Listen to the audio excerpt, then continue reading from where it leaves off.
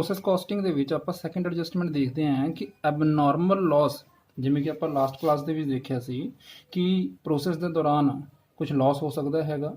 ਉਸ ਲਾਸ ਨੂੰ ਆਪਾਂ ਕੈਟੇਗਰਾਈਜ਼ ਕੀਤਾ ਸੀ ਦੋ ਹਿੱਸਿਆਂ ਦੇ ਵਿੱਚ, ਇੱਕ ਤਾਂ ਨਾਰਮਲ ਲਾਸ ਔਰ ਦੂਸਰਾ ਐਬਨੋਰਮਲ ਲਾਸ। ਲਾਸਟ ਕਲਾਸ ਦੇ ਵਿੱਚ ਆਪਾਂ ਨਾਰਮਲ ਲਾਸ ਦੀ ਟ੍ਰੀਟਮੈਂਟ ਸਮਝ ਲਈ ਸੀ ਕਿ ਨਾਰਮਲ ਲਾਸ ਨੂੰ ਕਿਵੇਂ ਆਪਾਂ ਪ੍ਰੋਸੈਸ ਅਕਾਊਂਟ ਦੇ ਵਿੱਚ ਐਡਜਸਟ ਕਰਨਾ ਹੈ।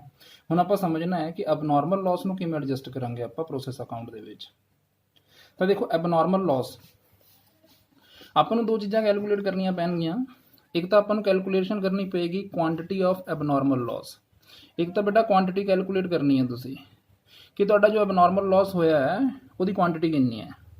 ਹੁਣ ਉਹ ਫਾਈਂਡ ਆਊਟ ਕਿਵੇਂ ਕਰਾਂਗੇ ਆਪਾਂ? ਟੋਟਲ ਕੁਆਂਟੀਟੀ ਇਨਪੁਟ, ਕਿੰਨੀ ਕੁਆਂਟੀਟੀ ਤੁਸੀਂ ਇਨਪੁਟ ਕੀਤੀ ਹੈ। ਸਪੋਜ਼ ਕਰੋ ਕਿ ਤੁਸੀਂ 100 ਪੀਸ ਇਨਪੁਟ ਕੀਤੇ ਮਾਈਨਸ ਨਾਰਮਲ ਲਾਸ। ਹੁਣ ਜਿਵੇਂ ਪਿਛਲੀ ਕਲਾਸ ਦੇ ਵਿੱਚ ਆਪਾਂ ਦੇਖਿਆ ਸੀ ਕਿ ਨਾਰਮਲ ਲਾਸ ਦੀ ਆਪਾਂ ਨੂੰ ਪਰਸੈਂਟੇਜ ਦਿੱਤੀ ਹੋਈ ਸੀ। ਤਾਂ ਜੇ ਆਪਾਂ ਨੂੰ ਕਿਹਾ ਜਾਂਦਾ ਹੈ ਕਿ ਭਾਈ 5% ਜਾਂ 10% ਆਪਣੀ ਇਨਪੁਟ ਦਾ ਨਾਰਮਲ ਲਾਸ ਹੋ ਜਾਂਦਾ ਹੈ, ਸਪੋਜ਼ ਕਰੋ ਆਪਾਂ ਕਹਿੰਦੇ ਆ ਕਿ 10% ਆਪਣਾ ਇਨਪੁਟ ਦਾ ਲਾਸ ਹੋ ਜਾਂਦਾ ਹੈ, ਤਾਂ ਜੇ 100 ਪੀਸ ਆਪਾਂ ਇਨਪੁਟ ਦੇ ਵਿੱਚ ਕੀਤੇ ਸੀ ਤਾਂ 10% ਯਾਨੀ ਕਿ 10 ਪੀਸ ਦਾ ਕੀ ਹੋ ਜਾਏਗਾ? ਲਾਸ ਹੋ ਜਾਣਾ ਚਾਹੀਦਾ। ਤਾਂ ਆਪਣੇ ਕੋਲ 90 ਪੀਸ ਦੀ ਨਾਰਮਲ ਆਊਟਪੁੱਟ ਹੋਣੀ ਚਾਹੀਦੀ ਹੈ। ਦੇਖੋ, ਜੋ ਨਾਰਮਲ ਲਾਸ ਦੀ ਪਰਸੈਂਟੇਜ ਹੁੰਦੀ ਹੈ ਉਹ ਪਾਸਟ ਦੇ ਐਕਸਪੀਰੀਅੰਸ ਤੋਂ ਆਪਾਂ ਕੀ ਕਰਦੇ ਹੈਗੇ ਆ, ਚਾਰਜ ਕਰਦੇ ਆ। ਤਾਂ ਉਹ ਇੱਕ ਅੰਦਾਜ਼ਾ ਹੁੰਦਾ ਹੈ। ਤਾਂ ਇਹ ਅੰਦਾਜ਼ਾ ਲਗਾਉਂਦੇ ਆ ਕਿ ਆਪਾਂ 100 ਪੀਸ ਦੀ ਇਨਪੁਟ ਕੀਤੀ ਤਾਂ 10 ਪੀਸ ਖਰਾਬ ਹੋਣਗੇ, ਯਾਨੀ ਕਿ 90 ਪੀਸ ਹੀ ਆਪਣੇ ਨਾਰਮਲੀ ਤਿਆਰ ਹੋਣਗੇ। ਨਾਰਮਲ ਆਊਟਪੁੱਟ ਆਪਣੀ ਇੰਨੀ ਹੋਣੀ ਚਾਹੀਦੀ ਹੈ। ਬਟ ਜੇ ਐਕਚੁਅਲ ਆਊਟਪੁੱਟ ਆਪਣੀ ਇੰਨੀ ਨਾ ਹੋਵੇ, ਸਪੋਜ਼ ਕਰੋ ਆਪਣੀ ਐਕਚੁਅਲ ਆਊਟਪੁੱਟ ਜਿਹੜੀ ਹੈ ਉਹ 85 ਪੀਸਿਸ ਦੀ ਹੁੰਦੀ ਹੈ, ਤਾਂ ਇਹਦਾ ਮਤਲਬ ਕਿ ਜੋ ਆਪਣਾ ਨਾਰਮਲ ਆਊਟਪੁੱਟ ਹੋਣਾ ਚਾਹੀਦਾ ਸੀ 90 ਪੀਸ ਦਾ, ਉਹ ਨਹੀਂ ਹੋਇਆ।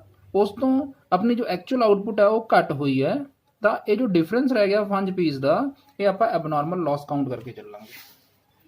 ਤਾਂ ਦੇਖੋ, ਇੱਥੇ ਨੋਟ ਲਿਖਿਆ ਮੈਂ, abnormal loss arises when actual output is less than normal output.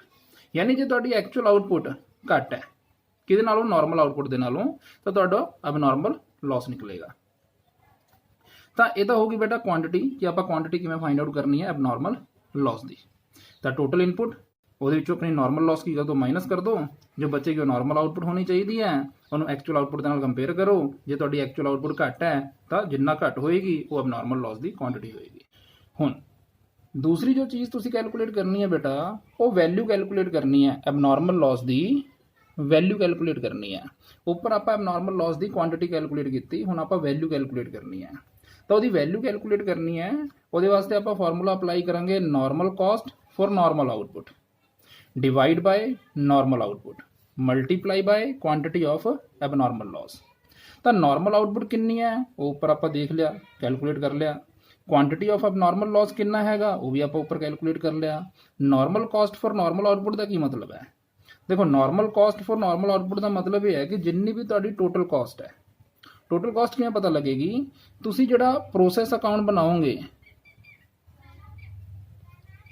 ਉਹਦੇ ਵਿੱਚ ਤੁਸੀਂ ਦੇਖ ਲਓ ਕਿ ਤੁਹਾਡੀ ਡੈਬਿਟ ਸਾਈਡ ਦੇ ਵਿੱਚ, ਡੈਬਿਟ ਸਾਈਡ ਦਾ ਜੋ ਟੋਟਲ ਹੈ ਅਮਾਊਂਟ ਦਾ ਉਹ ਲੈ ਲਓ, ਉਹਦੇ ਵਿੱਚੋਂ ਕ੍ਰੈਡਿਟ ਸਾਈਡ ਦੇ ਵਿੱਚ ਜੋ ਤੁਹਾਡੀ ਸਕ੍ਰੈਪ ਦੀ ਸੇਲ ਹੈਗੀ ਹੈ ਉਸ ਨੂੰ ਮਾਈਨਸ ਕਰ ਦਿਓ। ਤਾਂ ਜੋ ਕਾਸਟ ਤੁਹਾਡੀ ਬਚੇਗੀ ਉਸ ਨੂੰ ਅਸੀਂ ਕਹਾਂਗੇ normal cost for normal output. ਤਾਂ ਆਪਣੀ ਜਿੰਨੀ ਵੀ ਨਾਰਮਲ ਕਾਸਟ ਹੋਏਗੀ ਨਾਰਮਲ ਆਊਟਪੁੱਟ ਦੀ, ਉਹਨੂੰ ਡਿਵਾਈਡ ਕਰ ਦੋਗੇ ਤੁਸੀਂ ਨਾਰਮਲ ਆਊਟਪੁੱਟ ਤੇ, multiply by quantity of abnormal loss. ਤਾਂ ਆਪਣੇ ਕੋਲ ਵੈਲਿਊ ਆ ਜਾਏਗੀ ਐਬਨੋਰਮਲ ਲਾਸ ਦੀ। ਹੁਣ ਉਹ ਵੈਲਿਊ ਕੈਲਕੂਲੇਟ ਕਰਨ ਤੋਂ ਬਾਅਦ ਆਪਾਂ ਕਰਨਾ ਕੀ ਹੈ? ਦੇਖੋ, ਆਪਾਂ ਇਹ ਦੇਖਣਾ ਹੈ ਕਿ ਉਸ ਨੂੰ ਪ੍ਰੋਸੈਸ ਅਕਾਊਂਟ ਦੇ ਵਿੱਚ ਆਪਾਂ ਕਿਵੇਂ ਰਿਕਾਰਡ ਕਰਾਂਗੇ। ਤਾਂ abnormal loss is shown on the credit side in the process account. ਜਿਵੇਂ ਤੁਸੀਂ ਨਾਰਮਲ ਲਾਸ, ਵੇਸਟੇਜ ਜਾਂ ਸਕ੍ਰੈਪ ਨੂੰ ਤੁਸੀਂ ਆਪਣਾ ਕ੍ਰੈਡਿਟ ਸਾਈਡ 'ਚ ਦਿਖਾਇਆ ਸੀ ਪ੍ਰੋਸੈਸ ਅਕਾਊਂਟ ਦੇ ਵਿੱਚ, ਉਸੇ ਤਰੀਕੇ ਨਾਲ ਐਬਨੋਰਮਲ ਲਾਸ ਨੂੰ ਵੀ ਕ੍ਰੈਡਿਟ ਸਾਈਡ 'ਚ ਦਿਖਾਣਾ ਹੈ। ਕੁਆਂਟੀਟੀ ਇਨ ਦਾ ਕੁਆਂਟੀਟੀ ਕਾਲਮ, ਜੋ ਐਬਨੋਰਮਲ ਲਾਸ ਦੀ ਕੁਆਂਟੀਟੀ ਤੁਸੀਂ ਕੈਲਕੂਲੇਟ ਕੀਤੀ ਹੈ ਉਸ ਨੂੰ ਕੁਆਂਟੀਟੀ ਦੇ ਕਾਲਮ 'ਚ ਸ਼ੋ ਕਰੋਗੇ, ਔਰ ਵੈਲਿਊ ਇਨ ਦਾ ਅਮਾਊਂਟ ਕਾਲਮ, ਔਰ ਜੋ ਤੁਸੀਂ ਵੈਲਿਊ ਕੈਲਕੂਲੇਟ ਕੀਤੀ ਹੈ ਐਬਨੋਰਮਲ ਲਾਸ ਦੀ ਉਸ ਨੂੰ ਤੁਸੀਂ ਅਮਾਊਂਟ ਦੇ ਕਾਲਮ ਦੇ ਵਿੱਚ ਸ਼ੋ ਕਰੋਗੇ। ਹੁਣ ਬੇਟਾ ਕੁਐਸਚਨ ਦੇ ਵਿੱਚ ਕਈ ਵਾਰੀ ਡਿਮਾਂਡ ਕੀਤੀ ਜਾਂਦੀ ਹੈ ਕਿ ਐਬਨੋਰਮਲ ਲਾਸ ਦਾ ਅਕਾਊਂਟ ਕ੍ਰੀਏਟ ਕਰਕੇ ਦਿਖਾਓ।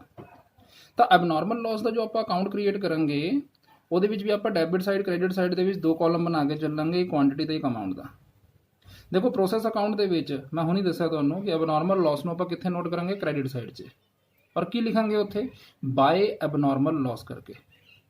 ਤਾਂ ਪ੍ਰੋਸੈਸ ਅਕਾਊਂਟ 'ਚ ਆਪਾਂ ਉਸ ਨੂੰ ਕ੍ਰੈਡਿਟ ਸਾਈਡ 'ਚ ਨੋਟ ਕਰਾਂਗੇ, ਤਾਂ ਜਦੋਂ ਅਬਨੋਰਮਲ ਲਾਸ ਦਾ ਅਕਾਊਂਟ ਓਪਨ ਕਰਾਂਗੇ ਤਾਂ ਉਸ ਨੂੰ ਆਪਾਂ ਡੈਬਿਟ ਸਾਈਡ 'ਚ ਲਿਆਵਾਂਗੇ। ਤਾਂ ਡੈਬਿਟ ਸਾਈਡ 'ਚ ਆਪਾਂ ਲਿਖਾਂਗੇ ਟੂ ਪ੍ਰੋਸੈਸ ਅਕਾਊਂਟ, ਜਿੰਨੀ ਵੀ ਕੁਆਂਟੀਟੀ ਸੀ ਔਰ ਜਿੰਨੀ ਵੀ ਉਹਦੀ ਵੈਲਿਊ ਆਪਾਂ ਕੈਲਕੂਲੇਟ ਕੀਤੀ ਸੀ। ਹੁਣ ਉਸ ਤੋਂ ਬਾਅਦ ਕੀ ਕੰਮ ਕਰਨਾ ਤੁਸੀਂ, ਬਾਏ ਕੈਸ਼ ਕਰਕੇ ਇਹੀ ਸੇਮ ਕੁਆਂਟੀਟੀ ਦੇ ਕਾਲਮ 'ਚ ਸ਼ੋ ਕਰਨੀ ਹੈ। ਹੁਣ ਇੱਥੇ ਇਹ ਧਿਆਨ ਦੇਣਾ ਤੁਸੀਂ ਕਿ ਜਿਸ ਪ੍ਰੋਸੈਸ ਦੇ ਵਿੱਚ ਉਹ ਐਬਨੋਰਮਲ ਲਾਸ ਹੋਇਆ ਹੈ, ਉਸ ਪ੍ਰੋਸੈਸ ਦੇ ਵਿੱਚ ਕੀ ਆਪਣੇ ਕੋਲ ਕੋਈ ਸਕ੍ਰੈਪ ਸੇਲ ਸੀਗੀ। ਜੇ ਸਕ੍ਰੈਪ ਦੀ ਕੋਈ ਰਿਲਾਈਜ਼ੇਬਲ ਵੈਲਿਊ ਸੀਗੀ ਆਪਣੇ ਕੋਲ ਉਸ ਪ੍ਰੋਸੈਸ ਦੀ, ਤਾਂ ਰਿਲਾਈਜ਼ੇਬਲ ਵੈਲਿਊ ਪਰ ਸਕ੍ਰੈਪ ਯੂਨਿਟ ਜਿੰਨੀ ਵੀ ਸੀ ਉਸ ਨੂੰ ਤੁਸੀਂ ਇਸ ਕੁਆਂਟੀਟੀ ਨਾਲ ਮਲਟੀਪਲਾਈ ਕਰਕੇ ਇੱਥੇ ਅਮਾਊਂਟ ਸ਼ੋ ਕਰੋਗੇ। ਤਾਂ ਜਿੰਨਾ ਵੀ ਤੁਹਾਡੇ ਕੋਲ ਇੱਥੇ ਐਬਨੋਰਮਲ ਲਾਸ ਦੀ ਅਮਾਊਂਟ ਸੀ, ਉਹਦੇ ਵਿੱਚੋਂ ਤੁਸੀਂ ਆਹ ਅਮਾਊਂਟ ਮਾਈਨਸ ਕਰ ਦੋਗੇ, ਜੋ ਬੈਲੈਂਸਿੰਗ ਫਿਗਰ ਰਹਿ ਜਾਏਗੀ ਉਸ ਨੂੰ ਤੁਸੀਂ ਸ਼ਿਫਟ ਕਰ ਦੋਗੇ costing profit and loss account ਦੇ ਵਿੱਚ। ਯਾਨੀ ਕਿ ਤੁਹਾਡਾ ਐਬਨੋਰਮਲ ਲਾਸ ਜਿੰਨਾ ਤੁਸੀਂ ਕੈਲਕੂਲੇਟ ਕੀਤਾ ਹੈ ਉਹ ਕਾਸਟਿੰਗ P&L 'ਚ ਨਹੀਂ ਜਾਏਗਾ। ਜੇਕਰ ਉਸ ਪ੍ਰੋਸੈਸ ਦੇ ਵਿੱਚ ਸਕ੍ਰੈਪ ਦੀ ਕੋਈ ਰਿਲਾਈਜ਼ੇਬਲ ਵੈਲਿਊ ਸੀ ਤਾਂ ਉਸ ਐਬਨੋਰਮਲ ਲਾਸ ਦੀ ਕੁਆਂਟੀਟੀ ਦੇ ਨਾਲ ਉਸ ਸਕ੍ਰੈਪ ਦੇ ਰੇਟ ਨੂੰ ਮਲਟੀਪਲਾਈ ਕਰ ਦਾਂਗੇ, ਔਰ ਜੋ ਵੈਲਿਊ ਆਏਗੀ ਉਸ ਨੂੰ ਆਪਾਂ ਆਪਣੇ ਲਾਸ ਦੇ ਵਿੱਚੋਂ ਮਾਈਨਸ ਕਰ ਦਾਂਗੇ। ਜੋ ਬੈਲੈਂਸਿੰਗ ਫਿਗਰ ਬਚੇਗੀ ਉਹ ਕਾਸਟਿੰਗ P&L ਦੇ ਵਿੱਚ ਜਾਏਗੀ। ਲੋ ਬੇਟਾ, ਇਹ ਤਾਂ ਆਪਾਂ ਸਮਝਿਆ ਕਿ ਐਬਨੋਰਮਲ ਲਾਸ ਨੂੰ ਕਿਵੇਂ ਟ੍ਰੀਟ ਕਰਾਂਗੇ। ਹਰ ਵਾਰੀ ਐਬਨੋਰਮਲ ਲਾਸ ਹੋਵੇ ਆਪਣੇ ਪ੍ਰੋਸੈਸ ਦੇ ਵਿੱਚ ਕੋਈ ਜ਼ਰੂਰੀ ਨਹੀਂ ਹੈ, ਆਪਾਂ ਨੂੰ ਐਬਨੋਰਮਲ ਗੇਨ ਵੀ ਹੋ ਸਕਦਾ ਹੈ।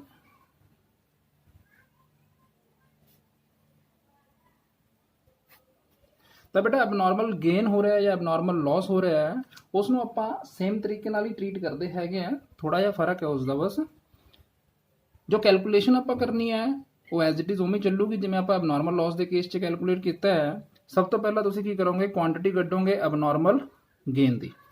ਹੁਣ ਤੁਸੀਂ ਜਦੋਂ ਕੁਆਂਟੀਟੀ ਕੱਢੋਗੇ ਐਬਨੋਰਮਲ ਗੇਨ ਦੀ, ਤਾਂ ਤੁਸੀਂ ਉਹੀ ਪ੍ਰੋਸੈਸ ਫੋਲੋ ਕਰੋਗੇ ਸੇਮ। ਤੁਸੀਂ ਇਨਪੁਟ ਕੀਤੀ 100 ਪੀਸ ਦੀ, ਨਾਰਮਲ ਲਾਸ ਜੇਕਰ 10% ਸੀ ਤਾਂ 10 ਪੀਸ ਤੁਹਾਡੇ ਨਾਰਮਲ ਲਾਸ ਦੇ ਵਿੱਚ ਜਾ ਕੇ ਤੁਹਾਡੀ 90 ਪੀਸ ਦੀ ਨਾਰਮਲ ਆਊਟਪੁੱਟ ਹੋਣੀ ਚਾਹੀਦੀ ਹੈ। ਹੁਣ ਤੁਸੀਂ ਐਕਚੁਅਲ ਆਊਟਪੁੱਟ ਨੂੰ ਕੰਪੇਅਰ ਕਰੋ। ਐਬਨੋਰਮਲ ਲਾਸ ਦੇ ਕੇਸ 'ਚ ਮੈਂ ਕੀ ਕਿਹਾ ਸੀ ਕਿ ਐਕਚੁਅਲ ਆਊਟਪੁੱਟ ਤੁਹਾਡੀ ਜਿਹੜੀ ਆ ਉਹ ਘੱਟ ਹੋਏਗੀ, ਬਟ ਇੱਥੇ ਕੀ ਹੋਏਗਾ, ਤੁਹਾਡੀ ਜਿਹੜੀ ਐਕਚੁਅਲ ਆਊਟਪੁੱਟ ਹੈ ਉਹ ਜ਼ਿਆਦਾ ਹੋਏਗੀ। ਤਾਂ ਐਬਨੋਰਮਲ ਗੇਨ ਕਦੋਂ ਹੋਏਗਾ, ਜਦੋਂ ਤੁਹਾਡੀ actual output greater then normal output ਹੋਏਗੀ। ਯਾਨੀ ਨਾਰਮਲੀ ਤੁਹਾਡੇ 90 ਪੀਸ ਬਣਨੇ ਚਾਹੀਦੇ ਸੀ ਪਰ 95 ਪੀਸ ਬਣ ਗਏ, ਤਾਂ 5 ਪੀਸ ਦਾ ਫਾਇਦਾ ਹੋ ਗਿਆ। ਇਹ ਤੁਹਾਡੀ ਹੋ ਗਈ ਐਬਨੋਰਮਲ ਗੇਨ ਦੀ ਕੁਆਂਟੀਟੀ। ਹੁਣ ਬੇਟਾ same as it is value of abnormal loss ਕੱਢਿਆ ਸੀ, ਹੁਣ ਤੁਸੀਂ ਵੈਲਿਊ ਆਫ ਐਬਨੋਰਮਲ ਗੇਨ ਕੱਢੋਗੇ। ਤਾਂ ਵੈਲਿਊ ਆਫ ਐਬਨੋਰਮਲ ਗੇਨ ਕੱਢਣ ਵਾਸਤੇ ਤੁਸੀਂ ਸੇਮ ਐਜ਼ ਇਟ ਇਜ਼ ਆਹੀ ਫਾਰਮੂਲਾ ਲਗਾना है, normal cost of normal output divide by normal output multiply by quantity of abnormal gain. जिथे तुसी एबनॉर्मल लॉस की क्वांटिटी पाई सी उत्थे एबनॉर्मल गेन की क्वांटिटी पा दो। हुण normal cost of normal output की सी वो तो आप पिछे समझ लिया, सेम एज इट इज उस तरीके नाल कैलकुलेट करोगे। तो normal cost of normal output divide by normal output multiply by quantity of abnormal gain, तो ये वैल्यू मिल जाएगी तुहानूं एबनॉर्मल गेन दी। हुण तुसीं इहदी ट्रीटमेंट किवें करनी है, जिवें आपां कहा सी abnormal loss is shown on the credit side in the process account, तुसीं एबनॉर्मल गेन नूं प्रोसेस अकाउंट दे विच कित्थे दिखाओगे, डेबिट साइड दे विच। ट्रीटमेंट तो ओपोजिट होएगी ना, वो लॉस है गेन है। तो जे एबनॉर्मल लॉस नूं तुसीं प्रोसेस अकाउंट दे विच क्रेडिट साइड 'ਚ शो करते हो और क्रेडिट साइड 'ਚ की लिखते सी तुसीं उत्थे बाय एबनॉर्मल लॉस, तो हुण तुसीं एबनॉर्मल गेन नूं कित्थे दिखाना है, प्रोसेस अकाउंट 'ਚ डेबिट साइड 'ਚ की लिखोगे उत्थे टू एबनॉर्मल गेन। क्वांटिटी के कॉलम 'ਚ दिखाओगे, वैल्यू अमाउंट के कॉलम 'ਚ दिखाओगे, सेम एज इट इज उवें। हुण बेटा क्वेश्चन दे विच कई वारी डिमांड की जाती है कि एबनॉर्मल गेन का अकाउंट बनाओ, तो जिमें आप एबनॉर्मल लॉस का अकाउंट बनाया उस तरीके एबनॉर्मल गेन का अकाउंट बनाओगे, क्वांटिटी ते अमाउंट के कॉलम बनाओगे दोनों पासे, ਉੱਥੇ ਆਪਾਂ ਐਬਨੋਰਮਲ ਲਾਸ ਜੋ ਸੀ ਉਹ ਕ੍ਰੈਡਿਟ ਸਾਈਡ 'ਚ ਦਿਖਾਉਂਦੇ ਸੀ ਪ੍ਰੋਸੈਸ 'ਚ। ਇੱਥੇ ਆਪਾਂ ਕਿਹਾ ਕਿ ਪ੍ਰੋਸੈਸ ਅਕਾਊਂਟ ਦੇ ਵਿੱਚ ਐਬਨੋਰਮਲ ਗੇਨ ਨੂੰ ਡੈਬਿਟ ਸਾਈਡ 'ਚ ਦਿਖਾਵਾਂਗੇ। ਜੇ ਆਪਾਂ ਪ੍ਰੋਸੈਸ ਅਕਾਊਂਟ 'ਚ ਐਬਨੋਰਮਲ ਗੇਨ ਨੂੰ ਡੈਬਿਟ 'ਚ ਦਿਖਾਵਾਂਗੇ ਤਾਂ ਐਬਨੋਰਮਲ ਗੇਨ ਦੇ ਅਕਾਊਂਟ 'ਚ ਉਸ ਨੂੰ ਕ੍ਰੈਡਿਟ 'ਚ ਲੈ ਕੇ ਆਵਾਂਗੇ ਬਾਏ ਪ੍ਰੋਸੈਸ ਅਕਾਊਂਟ ਕਰਕੇ ਕੁਆਂਟੀਟੀ ਔਰ ਉਹਦੀ ਅਮਾਊਂਟ। ਹੁਣ ਇੱਥੇ ਇੱਕ ਚੀਜ਼ ਧਿਆਨ ਦੇ ਵਿੱਚ ਰੱਖਣੀ ਹੈ ਕਿ ਜੋ ਤੁਹਾਡਾ ਐਬਨੋਰਮਲ ਗੇਨ ਹੈ ਉਹ ਤੁਹਾਡੇ ਨਾਰਮਲ ਲਾਸ ਨੂੰ ਘਟਾ ਦਿੰਦਾ ਹੈ। ਤਾਂ ਇਹ ਜੋ ਤੁਹਾਡਾ ਐਬਨੋਰਮਲ ਗੇਨ ਹੈ ਉਹ ਕੰਪਨਸੇਟ ਕਰ ਦੇਗਾ ਕਿ ਇਹਨੂੰ ਤੁਹਾਡੇ ਨਾਰਮਲ ਲਾਸ ਨੂੰ। ਤਾਂ ਟੂ ਨਾਰਮਲ ਲਾਸ ਕਰਕੇ ਜਿੰਨੀ ਵੀ ਕੁਆਂਟੀਟੀ ਤੁਹਾਡੀ ਐਬਨੋਰਮਲ ਗੇਨ ਦੀ ਸੀਗੀ ਉਸ ਕੁਆਂਟੀਟੀ ਨੂੰ ਤੁਸੀਂ ਮਲਟੀਪਲਾਈ ਕਰੋਗੇ ਜਿੰਨੀ ਵੀ ਉਸ ਪ੍ਰੋਸੈਸ ਦੀ ਸਕ੍ਰੈਪ ਰਿਲਾਈਜ਼ੇਬਲ ਵੈਲਿਊ ਹੈ ਪਰ ਯੂਨਿਟ, ਤਾਂ ਉਹਦੇ ਨਾਲ ਮਲਟੀਪਲਾਈ ਕਰਕੇ ਆਪਾਂ ਅਮਾਊਂਟ ਕੈਲਕੂਲੇਟ ਕਰ ਲਾਂਗੇ। ਹੁਣ ਤੁਹਾਡਾ ਜਿੰਨੀ ਵੀ ਐਬਨੋਰਮਲ ਗੇਨ ਦੀ ਅਮਾਊਂਟ ਸੀ ਉਹਦੇ ਵਿੱਚੋਂ ਨਾਰਮਲ ਲਾਸ ਦੀ ਕੰਪਨਸੇਸ਼ਨ ਮਾਈਨਸ ਕਰਕੇ ਜੋ ਬੈਲੈਂਸਿੰਗ ਫਿਗਰ ਬਚੇਗੀ ਉਹ ਜਾਏਗੀ ਤੁਹਾਡੀ ਕਾਸਟਿੰਗ P&L ਦੇ ਵਿੱਚ। ਲੋ ਬੇਟਾ, ਐਬਨੋਰਮਲ ਲਾਸ ਦੀ ਜਾਂ ਐਬਨੋਰਮਲ ਗੇਨ ਦੀ ਟ੍ਰੀਟਮੈਂਟ ਨੂੰ ਸਮਝਣ ਵਾਸਤੇ ਆਪਾਂ ਪ੍ਰੋਬਲਮ ਨੰਬਰ 13 ਸੋਲਵ ਕਰਦੇ ਹਾਂ। ਤਾਂ ਆਪਣੀ ਪ੍ਰੋਬਲਮ ਨੰਬਰ 13 ਜੋ ਹੈ ਉਹ 'ਚ ਲਿਖਦਾ ਹੈ product Z is obtained after it passes 3 distinct processes. ਤਾਂ ਪ੍ਰੋਡਕਟ Z ਹੈ ਕੋਈ, ਉਹ 3 ਪ੍ਰੋਸੈਸ ਦੇ ਵਿੱਚ ਹੋ ਕੇ ਕੰਪਲੀਟ ਹੁੰਦਾ ਹੈ। The following information is obtained from the account for the month ending March 2007। ਤਾਂ ਬੇਟਾ ਆਪਣੇ ਕੋਲ ਪ੍ਰੋਸੈਸ ਨੰਬਰ 1, ਪ੍ਰੋਸੈਸ ਨੰਬਰ 2 ਔਰ ਪ੍ਰੋਸੈਸ ਨੰਬਰ 3 ਦੀ ਕਾਸਟ ਦੀ ਡਿਟੇਲ ਦਿੱਤੀ ਹੋਈ ਹੈ। ਡਾਇਰੈਕਟ ਮਟੀਰੀਅਲ ਕਿੰਨਾ ਲੱਗ ਰਿਹਾ ਹਰ ਪ੍ਰੋਸੈਸ ਦੇ ਵਿੱਚ, ਡਾਇਰੈਕਟ ਵੇਜਸ ਕਿੰਨੀ ਲੱਗ ਰਹੀ ਹੈ, ਪ੍ਰੋਡਕਸ਼ਨ ਓਵਰਹੈਡ ਜੋ ਹੈ ਉਹ 9000 ਰੁਪਏ ਟੋਟਲ ਦਿੱਤਾ ਹੋਇਆ ਆਪਾਂ ਨੂੰ, ਔਰ percentage of normal loss to input ਦਿੱਤਾ ਹੋਇਆ 5%, ਜੋ ਪ੍ਰੋਸੈਸ 1 'ਚ ਲਾਸ ਹੁੰਦਾ ਹੈ ਨਾਰਮਲ ਲਾਸ, ਔਰ ਪ੍ਰੋਸੈਸ ਨੰਬਰ 2 ਦੇ ਵਿੱਚ 10% ਦਾ ਹੁੰਦਾ ਹੈ, ਪ੍ਰੋਸੈਸ ਨੰਬਰ 3 ਦੇ ਵਿੱਚ 15% ਦਾ ਹੁੰਦਾ ਹੈ। ਉਹ ਜੋ ਲਾਸ ਹੋ ਰਿਹਾ ਆਪਣਾ ਉਹਦੀ ਪਰਸੈਂਟੇਜ ਆਪਾਂ ਲਗਾਉਣੀ ਹੈ ਇਨਪੁਟ ਦੇ ਉੱਤੇ। ਆਊਟਪੁੱਟ ਇਨ ਯੂਨਿਟਸ ਡਿਊਰਿੰਗ ਦਾ ਮੰਥ, ਜੋ ਐਕਚੁਅਲ ਆਊਟਪੁੱਟ ਹੋਈ ਹੈ ਕੁਆਂਟੀਟੀ ਦੀ ਫਾਰਮ ਦੇ ਵਿੱਚ, ਯੂਨਿਟਸ ਦੀ ਫਾਰਮ ਦੇ ਵਿੱਚ ਹਰ ਪ੍ਰੋਸੈਸ ਦੇ ਵਿੱਚ, ਉਹ ਗਿਵਨ ਹੈ ਆਪਾਂ ਨੂੰ। ਵੈਲਿਊ ਆਫ ਸਕ੍ਰੈਪ ਪਰ ਯੂਨਿਟ, ਹਰ ਪ੍ਰੋਸੈਸ ਦੇ ਵਿੱਚ ਜੋ ਸਕ੍ਰੈਪ ਸੇਲ ਦਿੱਤੀ ਹੋਈ ਹੈ ਆਪਾਂ ਨੂੰ ਉਹ ਪ੍ਰੋਸੈਸ ਨੰਬਰ 1 ਦੀ, ਪ੍ਰੋਸੈਸ ਨੰਬਰ 2 ਦੀ, ਪ੍ਰੋਸੈਸ ਨੰਬਰ 3 ਦੀ ਅਲੱਗ-ਅਲੱਗ ਰੇਟ ਦਿੱਤਾ ਹੋਇਆ ਕਿ ਕਿੰਨੇ ਰੁਪਏ ਦੀ ਸਕ੍ਰੈਪ ਸੇਲ ਹੈਗੀ ਹੈ ਪਰ ਯੂਨਿਟ।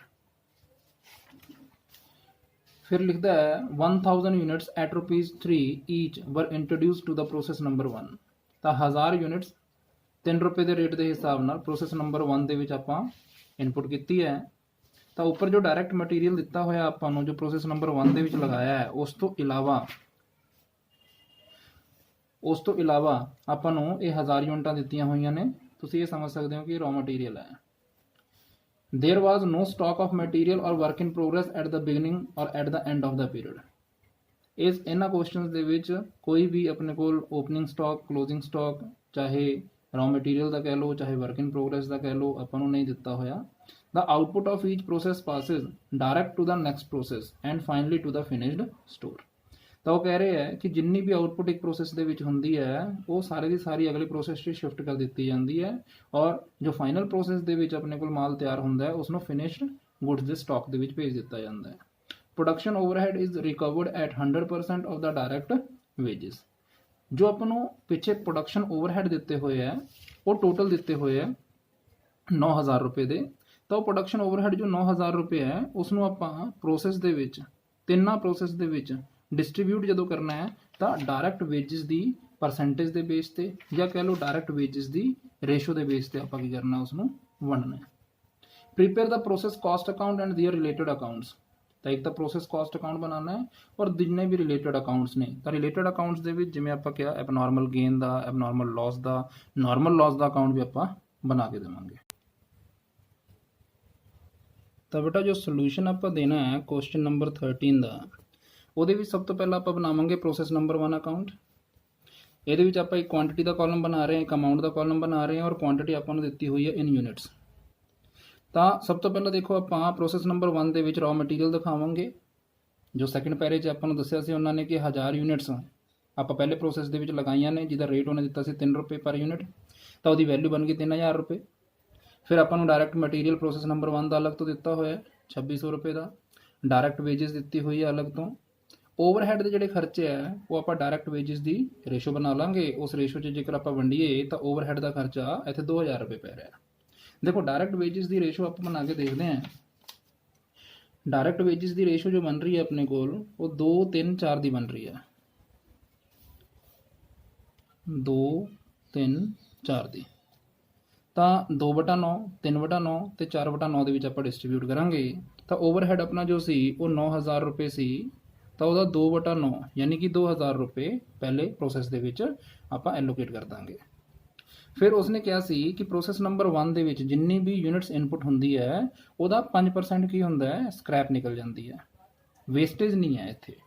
स्क्रैप इस करके मैं कह रहा क्योंकि अपन रिलाइजेबल वैल्यू दी हुई है। तो बाय स्क्रैप सेल सब तो पहला देखो कि आप 1000 यूनिटा इनपुट की तो वह 5% अपना स्क्रैप निकल रही है, यानी 50 यूनिट्स अपने स्क्रैप के ने जो कि 2 रुपये पर यूनिट के हिसाब से रिलाइज हो रहे हैं, तो 100 रुपये की अमाउंट रिलाइज हो रही है अपन। अच्छा, इसनों आप जो स्क्रैप सेल है उसनों बाय नॉर्मल लॉस भी लिख सकते हो, बाय नॉर्मल लॉस। अच्छा, हुण बेटा अपने को देखो कि 1000 यूनिट्स आप इनपुट कीतियां सी, 50 यूनिटां की स्क्रैप निकल गई तो 950 यूनिटां बचियां, तो आप कह सकते हैं कि अपने पहले प्रोसैस के 950 यूनिटां तैयार हुई और जिसकी कॉस्ट निकली 9500 रुपये। तो आप ये 950 यूनिटां जिहड़ियां अपने को पहले प्रोसैस के कंप्लीट हुई हैं इसनों आप दूसरे प्रोसैस के शिफ्ट कर देंगे। प्रोसैस नंबर 2 अकाउंट उत्थे आप लिखांगे to process number 1 account 950 units और 9500 रुपये की वैल्यू। हुण डायरैक्ट मटीरियल आपां प्रोसैस नंबर 2 का अलग तो दे रखा 1980 रुपये, वेजिस आपां दी हुई है 3000 रुपये की अलग तो, ओवरहेड उसनों आपां एलोकेट करांगे वेजिस की रेशो के तो 3/9, तो 9,000 का 3/9 यानी कि 3000 रुपये का ओवरहेड आप प्रोसैस नंबर 2 एलोकेट कर देंगे। हुण इस प्रोसैस के जिन्नी भी इनपुट सी क्वेश्चन के लिखा है कि वह 10% की हो जाता है स्क्रैप हो जाती है, तो 950 यूनिट इतने इनपुट होए हैं वह 10% यानी कि 95 यूनिट की होगी स्क्रैप होगी। और इस प्रोसैस के जो अपनी स्क्रैप है वो पर यूनिट 4 रुपये के हिसाब से रिलाइज हो रही है, तो 95 यूनिटां जो 4 रुपये के हिसाब से रिलाइज होणगियां तो 380 रुपये अपन रिलाइज हो जाएंगे। हुण बेटा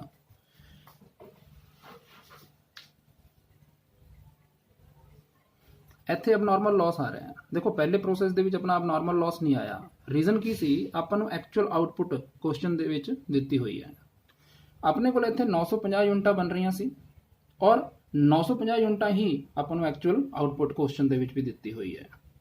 तो जे 950 यूनिटां ही बननिया चाहिए ने और 950 यूनिटां ही बन रही ने तो उस केस के अपना कोई अब नॉर्मल लॉस है ही नहीं, क्योंकि मैं तुहानूं कहा सी कि तुहाडी जो इनपुट है वो अपने नॉर्मल लॉस में माइनस कर दोगे। तो जे साडी 1000 यूनिटां के 50 यूनिटां नॉर्मल लॉस के चली जांदियां ने तो 950 यूनिटां की नॉर्मल आउटपुट होनी चाहिए है।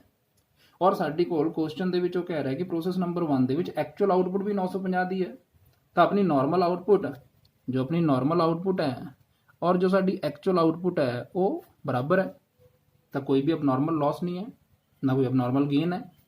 उन्हें 950 यूनिटां आप इतने शिफ्ट करतियाँ जिहदे उत्ते 10% का एस्टीमेट है कि नॉर्मल लॉस हो जाएगा, तो 95 यूनिटां का अब नॉर्मल लॉस होना चाहिए अपने को इत्थे। तो 950 के विचों जे 95 यूनिटां का अब नॉर्मल लॉस होना चाहिए है तो अपने कोल कितनी क्वांटिटी बननी चाहिए है नॉर्मली। तो देखो कि जेकर 950 यूनिटां के विचों 95 यूनिटां आप माइनस कर दिए तो अपनी नॉर्मल आउटपुट जी होनी चाहिए है वो 855 यूनिट्स की नॉर्मल आउटपुट होनी चाहिए है। लेकिन एक्चुअल के अपन क्वेश्चन के गिवन है कि एक्चुअल आउटपुट अपनी कितनी हो रही है 840 यूनिट की, यानी कि 855 यूनिटां नॉर्मली बननिया चाहिए ने पर अपनी बनी कितनी ने 840, तो एक्चुअल आउटपुट अपनी घट है। तो एक्चुअल आउटपुट अपनी 840 की है तो अपने को 15 यूनिटां घट प्रोड्यूस हो रही ने, तो वो 15 यूनिटां जिहड़ियां घट प्रोड्यूस हो रही ने वो साडा की है एबनॉर्मल लॉस है। तो अपना एबनॉर्मल लॉस जिहड़ा है वो 15 यूनिटां का है। तो आप क्या सी कि एक तो आप एबनॉर्मल लॉस या एबनॉर्मल गेन जो भी आएगा वो क्वांटिटी निकालेंगे और दूसरी वो वैल्यू निकालेंगे। तो क्वांटिटी तो अपनी निकल गई कि भाई 15 यूनिट्स अपनी एबनॉर्मल लॉस च ने, लेकिन वो वैल्यू किमें कैलकुलेट करांगे। तो वह फार्मूला देखो आप पिछले लिखा सी normal cost of normal output divide by normal output multiply by quantity of abnormal loss.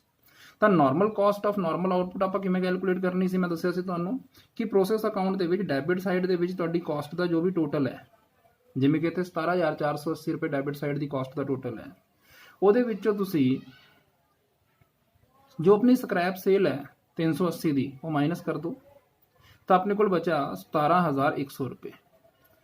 ਠੀਕ ਹੈ, ਤਾਂ ਇਹ normal cost of normal output ਹੋ ਗਈ divide by normal output actual output नहीं, normal output multiply by quantity of abnormal loss. तो आपकी value निकल गई यदि 300 रुपये। तो एबनॉर्मल लॉस की वैल्यू निकली 300 रुपये। हुण बेटा बाय प्रोसेस नंबर 3 करके जो साडी एक्चुअल आउटपुट हुई है वो 840 यूनिटां की हुई है और जिहदी वैल्यू निकली 16,800 रुपये। तो 840 यूनिटां इस प्रोसेस दे विच प्रोड्यूस हो रही ने जिहदी वैल्यू है 16,800 रुपये। इसनूं आपां शिफ्ट कर दांगे थर्ड प्रोसेस दे विच। तो जो थर्ड प्रोसेस दे विच आपां इसनूं शिफ्ट कर दांगे तो प्रोसेस नंबर 3 च आपां लिखांगे to process number 2 account. Units दे विच 840 यूनिटां और वैल्यू दे विच 16,800 रुपये। फिर इस पर्टिकुलर प्रोसेस दे विच कितना मटीरियल लग रहा है, कितनी वेजिस लग रही है वो गिवन आपां नूं क्वेश्चन दे विच। और ओवरहेड जिवें आपां एलोकेट कीता सीगा वेजिस दी रेशो दे विच तां 4/9 यानी कि 4,000 रुपये आपां इत्थे एलोकेट कर दांगे। हुण क्वेश्चन दे विच गिवन है कि थर्ड प्रोसेस दे विच जिन्नी भी इनपुट हुंदी है उहदा 15% जो है वो स्क्रैप हो जाती है। तो यदा मतलब यह है कि जे 840 यूनिटां की इनपुट इत्थे हुई है तो वह 15% यानी कि 126 यूनिटां अपनियां जिहड़ियां ने वो स्क्रैप दे विच चलियां जाणगियां। और इस प्रोसेस दे विच जो स्क्रैप हो रही है वो किन्ने रुपए रियलाइज करके दे रही है, 5 रुपए पर यूनिट। तो 126 यूनिटां नूं 5 रुपए पर यूनिट मल्टीप्लाई करके 630 रुपए सानूं रियलाइज हो रहे हैं।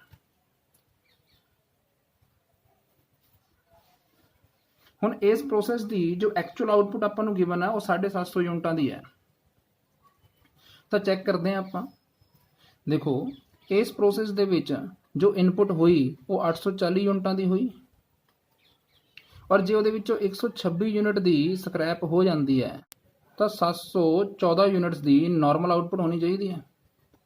लेकिन अपनी जो एक्चुअल आउटपुट है वो ज़्यादा हुई है 750 यूनिटां की। तो जे बेटा एक्चुअल आउटपुट तुहाडी 750 की है और नॉर्मल तुहाडी 714 यूनिटां बननियां चाहिए ने तो 36 यूनिटां तुहाडियां फालतू बन रही ने जो कि तुहाडी अबनॉर्मल गेन है। तो तुहाडी अबनॉर्मल गेन जो है 36 यूनिटां की आपां क्या सी कि प्रोसेस अकाउंट के उसनूं आपां डेबिट साइड च नोट करांगे टू अबनॉर्मल गेन करके। तो उहदी क्वांटिटी नूं क्वांटिटी के कॉलम च आपां शो करता। हुण इहदी भी आपां वैल्यू कैलकुलेट करनी है अबनॉर्मल गेन की और सेम एज इट इज़ उस वे नाल कैलकुलेट करनी है जिवें आपां अबनॉर्मल लॉस की कीती है। तो आपां इस प्रोसेस अकाउंट दे विच डेबिट साइड दे विच जो टोटल कॉस्ट बनती सीगी 27,762 रुपये, उहदे विच्चों 630 रुपये जो स्क्रैप सेल रियलाइज हो रही है वो माइनस करके अपनी कॉस्ट बनी 27,132 रुपये। तो ये बन गई normal cost of normal output divide bye की रखना सी नॉर्मल आउटपुट 714 यूनिटां की multiply by 36 units abnormal gain दियाँ। तो यदी वैल्यू निकल गई 1,368 रुपये। तो बेटा जो अपने को थर्ड प्रोसेस दे विच 750 यूनिटां कंप्लीट हुई ने एक्चुअल आउटपुट जी हैगी है वो जो वैल्यू निकलेगी वो निकलेगी 28,500 रुपये। लो बेटा हुण एडिशनल अकाउंट जो आप इस क्वेश्चन के बनाने हैं वो आप एबनॉर्मल गेन एबनॉर्मल लॉस तो नॉर्मल लॉस का अकाउंट बना सकते हैं। जे आप एबनॉर्मल गेन का अकाउंट बनाने हैं तो देखो तीसरे प्रोसेस के एबनॉर्मल गेन होया सी और अबनॉर्मल गेन नूं आपां प्रोसेस अकाउंट च डेबिट च नोट किया सी। तो अबनॉर्मल गेन च आपां लिखांगे बाय प्रोसेस नंबर 3। 36 यूनिटां का सानूं गेन होया सी और उसकी वैल्यू सी 1,368 रुपये। और मैं तुहानूं पिछे समझाया सी कि जो अपने को एबनॉर्मल गेन होएगा वो साडे नॉर्मल लॉस नूं कंपनसेट कर देगा। तो साडा जो नॉर्मल लॉस है to normal loss same quantity मैं कैसे पिक करांगे आपां। और इस तीसरे प्रोसेस दे विच अपनी जो स्क्रैप की रिलाइजेबल वैल्यू है वो 5 रुपये है। तो 36 यूनिट्स इंटू 5 रुपये तो 180 रुपये जी है वो वैल्यू बन जाएगी। तो 1,368 रुपये का गेन वो 180 रुपये का साडा नॉर्मल लॉस कंपनसेट हो जाएगा। 1,188 रुपये की जो बैलेंसिंग फिगर बचेगी उन्होंने आप कॉस्टिंग P&L च ट्रांसफर कर देंगे। हुण बेटा एबनॉर्मल लॉस के अकाउंट के ਐਬਨੋਰਮਲ ਲਾਸ ਆਪਣਾ ਹੋਇਆ ਸੀ ਸੈਕੰਡ ਪ੍ਰੋਸੈਸ ਦੇ ਵਿੱਚ, ਔਰ ਪ੍ਰੋਸੈਸ ਅਕਾਊਂਟ ਦੇ ਵਿੱਚ ਆਪਾਂ ਐਬਨੋਰਮਲ ਲਾਸ ਨੂੰ ਕ੍ਰੈਡਿਟ 'ਚ ਨੋਟ ਕਰਦੇ ਹਾਂ, ਤਾਂ ਆਪਾਂ ਐਬਨੋਰਮਲ ਲਾਸ ਦੇ ਅਕਾਊਂਟ ਦੇ ਵਿੱਚ ਉਸ ਨੂੰ ਡੈਬਿਟ 'ਚ ਨੋਟ ਕਰਾਂਗੇ। ਤਾਂ to process number 2 account 15 units ਦਾ ਆਪਾਂ ਨੂੰ ਐਬਨੋਰਮਲ ਲਾਸ ਹੋਇਆ ਸੀ, ਜਿਹਦੀ ਵੈਲਿਊ ਸੀ 300 ਰੁਪਏ। ਹੁਣ ਐਬਨੋਰਮਲ ਲਾਸ ਜਿਹੜਾ ਸੀ ਉਹਦੇ ਅਕਾਊਂਟ ਦੇ ਵਿੱਚ ਆਪਾਂ ਬਾਏ ਕੈਸ਼ ਅਕਾਊਂਟ ਕਰਕੇ ਆਪਣੀ ਸੇਮ ਕੁਆਂਟੀਟੀ ਜਿਹੜੀ ਹੈ, ਹੁਣ ਦੇਖੋ ਸੈਕੰਡ ਪ੍ਰੋਸੈਸ ਦੇ ਵਿੱਚ ਆਪਣੀ ਸਕ੍ਰੈਪ ਸੇਲ ਦੀ ਰਿਲਾਈਜ਼ੇਬਲ ਵੈਲਿਊ ਸੀ 4 ਰੁਪਏ। ਤਾਂ ਜੋ ਅਬਨੋਰਮਲ ਲਾਸ ਦੀ ਯੂਨਿਟਸ ਨੇ ਅਸੀਂ ਉਸ ਨੂੰ ਸਕ੍ਰੈਪ ਹੀ ਮੰਨ ਕੇ ਚੱਲਦੇ ਹਾਂ। ਤਾਂ ਆਪਣਾ ਅਬਨੋਰਮਲ ਲਾਸ ਜੇਕਰ 300 ਰੁਪਏ ਦਾ ਹੋ ਰਿਹਾ ਸੀ ਤਾਂ ਉਹਦੇ ਵਿੱਚ 15 ਯੂਨਿਟਸ ਨੂੰ 4 ਰੁਪਏ ਦੇ ਹਿਸਾਬ ਨਾਲ ਸੇਲ ਕਰਕੇ ਸਾਨੂੰ 60 ਰੁਪਏ ਰਿਲਾਈਜ਼ ਹੋ ਸਕਦੇ ਹੈ। ਤਾਂ 300 ਰੁਪਏ ਦਾ ਲਾਸ ਜਿਹੜਾ ਹੈ ਉਹ 60 ਰੁਪਏ ਆਪਾਂ ਨੂੰ ਰਿਲਾਈਜ਼ ਹੋ ਜਾਏਗਾ, ਤਾਂ 240 ਰੁਪਏ ਹੀ ਜੋ ਬੈਲੈਂਸਿੰਗ ਫਿਗਰ ਬਚੇਗੀ ਉਹ ਸਾਡਾ ਐਕਚੁਅਲ ਲਾਸ ਹੋਏਗਾ, ਜਿਹਨੂੰ ਆਪਾਂ ਕਾਸਟਿੰਗ P&L 'ਚ ਸ਼ਿਫਟ ਕਰ ਦਾਂਗੇ। ਹੁਣ ਬੇਟਾ ਨਾਰਮਲ ਲਾਸ ਦਾ ਜੋ ਅਕਾਊਂਟ ਬਣਾਉਣਾ ਹੈ, ਮੈਂ ਤੁਹਾਨੂੰ ਕਿਹਾ ਸੀ ਕਿ ਪ੍ਰੋਸੈਸ ਅਕਾਊਂਟ ਦੇ ਵਿੱਚ ਜੋ ਆਪਾਂ ਬਾਏ ਸਕ੍ਰੈਪ ਸੇਲ ਕਰਕੇ ਲਿਖਦੇ ਹਾਂ ਉਸ ਨੂੰ ਆਪਾਂ ਨਾਰਮਲ ਲਾਸ ਵੀ ਲਿਖ ਸਕਦੇ ਹਾਂ। ਤਾਂ ਤਿੰਨੋਂ ਪ੍ਰੋਸੈਸ ਦੇ ਵਿੱਚ ਆਪਣਾ ਨਾਰਮਲ ਲਾਸ ਹੋਇਆ ਹੈ, ਤਾਂ ਉਸ ਨੂੰ ਆਪਾਂ ਇੱਥੇ ਡੈਬਿਟ ਸਾਈਡ ਦੇ ਵਿੱਚ ਲਿਖ ਲਾਂਗੇ ਟੂ ਪ੍ਰੋਸੈਸ ਨੰਬਰ 1 2 ਐਂਡ 3, ਜਿੰਨਾ ਵੀ ਕੁਆਂਟੀਟੀ ਦਾ ਨਾਰਮਲ ਲਾਸ ਹੋਇਆ ਸੀ ਔਰ ਜਿੰਨੀ ਵੀ ਉਹਦੀ ਰਿਲਾਈਜ਼ ਹੋਈ ਸੀ ਵੈਲਿਊ। ਹੁਣ ਜੋ ਆਪਣੇ ਕੋਲ ਐਬਨੋਰਮਲ ਗੇਨ ਦਾ ਅਕਾਊਂਟ ਆਪਾਂ ਬਣਾਇਆ ਹੈ, ਆਪਾਂ ਉਹਦੇ ਵਿੱਚ ਵੀ ਨਾਰਮਲ ਲਾਸ ਦੀ ਗੱਲ ਕੀਤੀ ਹੈ, ਕਿਉਂਕਿ ਐਬਨੋਰਮਲ ਗੇਨ ਸਾਡੇ ਨਾਰਮਲ ਲਾਸ ਨੂੰ ਕੰਪਨਸੇਟ ਕਰ ਦਿੰਦਾ ਹੈ। ਦੇਖੋ ਤਿੰਨਾਂ ਪ੍ਰੋਸੈਸ ਦੇ ਵਿੱਚ ਮਿਲਾ ਕੇ ਸਾਡਾ ਜੋ ਨਾਰਮਲ ਲਾਸ ਹੋਇਆ ਸੀ ਉਹ 1110 ਰੁਪਏ ਦਾ ਹੋਇਆ ਸੀ ਜੋ ਰਿਲਾਈਜ਼ ਹੋ ਰਿਹਾ ਸੀ। ਤਾਂ ਉਹਦੇ ਵਿੱਚੋਂ ਐਬਨੋਰਮਲ ਗੇਨ ਜਿਹੜਾ ਸੀਗਾ, ਠੀਕ ਹੈ, ਉਸਨੇ ਨਾਰਮਲ ਲਾਸ ਨੂੰ ਘਟਾਤਾ ਸੀ, ਤਾਂ 180 ਰੁਪਏ ਉਹਦੇ ਵਿੱਚ ਰਿਡਿਊਸ ਕਰਕੇ ਜੋ ਆਪਣੇ ਕੋਲ ਜੋ ਨੈਟ ਕੈਸ਼ ਸਾਨੂੰ ਸਕ੍ਰੈਪ ਸੇਲ ਤੋਂ ਰਿਲਾਈਜ਼ ਹੋਏਗੀ ਉਹ 930 ਰੁਪਏ ਦੀ ਹੋਏਗੀ।